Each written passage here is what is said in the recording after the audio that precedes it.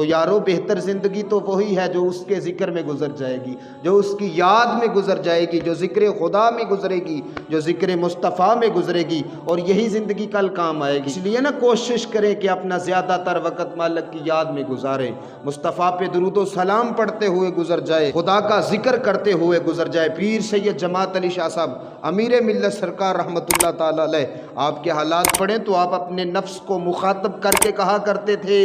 جماعت علی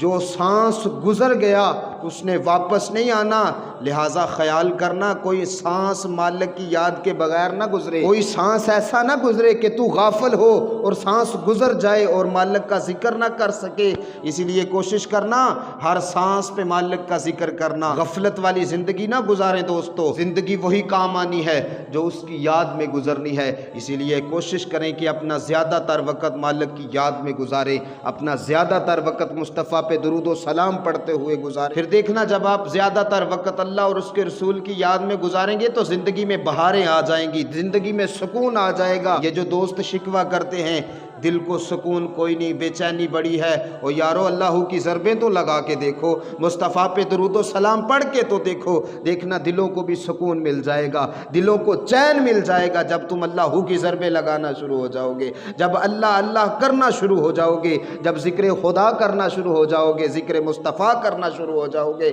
پھر زندگیوں میں بہاریں آ جائیں گی۔